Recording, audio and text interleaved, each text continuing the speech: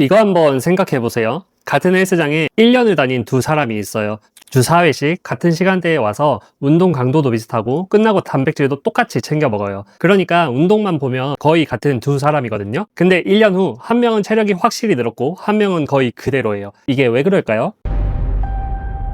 보통 이걸 보면 사람들이 뭐라고 하느냐면 한 명이 더 열심히 했나 보지, 유전이 좋은가 보지, 몰래 약하는 거 아니야? 저도 처음엔 그렇게 생각했거든요. 근데 알아보니까 그게 아니에요. 진짜 차이는 운동 자체에 있는 게 아니더라고요. 운동량도 비슷, 강도도 비슷, 영양도 비슷. 차이는 운동 끝난 다음 23시간에 있었습니다. 24시간 중에 운동하는 시간은 1시간이잖아요. 나머지 24시간을 어떻게 쓰느냐, 이게 결과를 결정하더라고요. 저도 이거 알고 나서 좀 허탈했거든요. 운동을 더 잘하는 게 아니라 운동 안 할 때를 잘 쓰는 사람이 결국 이기는 거예요. 근데 이게 저만 그렇게 본 게 아닙니다. 지금 글로벌 헬스 시장이 조용히 무너지고 있거든요. 수십 조짜리 단백질 보충제 산업이 근육 키우기에서 회복하기로 중심축이 옮겨가고 있어요. 스포츠 음료 사는 사람 10명 중 3명이 근육 키우려고가 아니라 회복하려고 산다고 답했고요. 그러니까 이게 30대 직장인 개인의 문제가 아니라 업계 전체가 답을 바꾸는 중인 거예요. 오늘은 그 이야기를 좀 풀어보겠습니다. 자, 이제 본격적으로 두 종류로 나눠볼게요.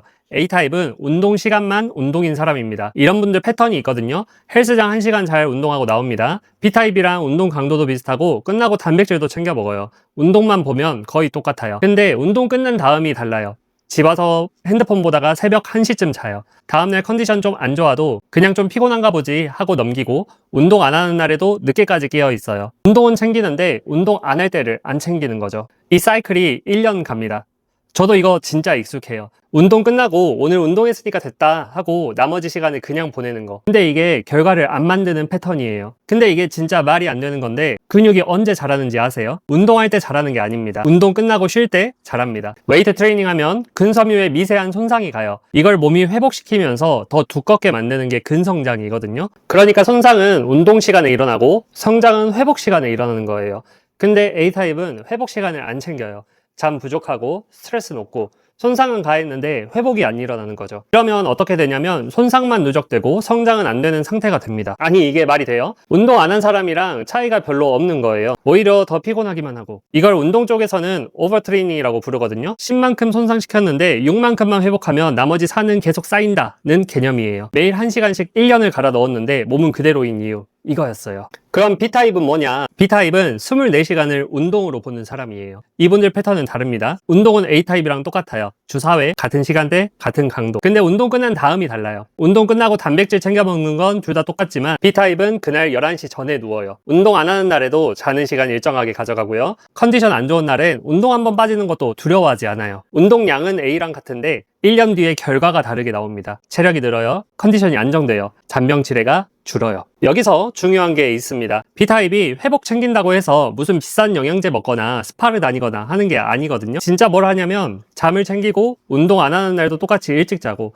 컨디션 안 좋으면 한 번 쉬는 것, 이게 거의 다예요. 근데 이게 운동 1시간보다 결과가 큽니다. 저도 이거 알고 좀 허탈했거든요. 돈 들이는 게 아니라 시간을 어떻게 배치하느냐의 문제였어요. 이게 진짜 신기한 게 운동을 자극이라고 하면 회복은 반응이거든요.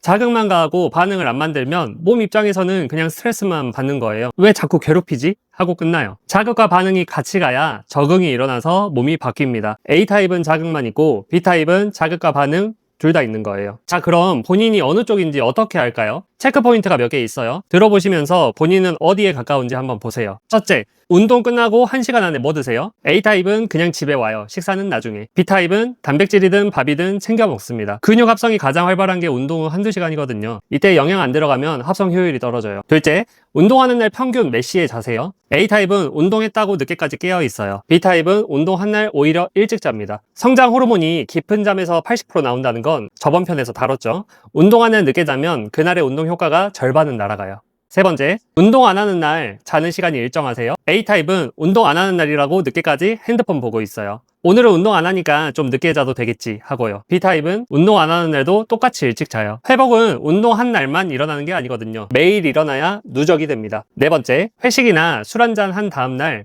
컨디션 회복까지 며칠 걸리세요? 20대 때는 자고 일어나면 다음날 멀쩡했잖아요. 근데 30대 들어서 이게 이틀 가고 어떤 분들은 사흘 가요. 이게 진짜 정확한 지표거든요. 회복 속도는 안 늘었다는 거. 오히려 운동량이 늘면서 회복 부채만 쌓이고 있을 가능성이 큽니다. 근데 여기서부터가 진짜 흥미로운 건데, 운동 1년 했는데 체력이 그대로인 사람들 보면 운동을 못한 게 아니라 운동 외 시간을 못 쓴 거예요. 이거 알고 나서 저는 좀 충격적이었어요.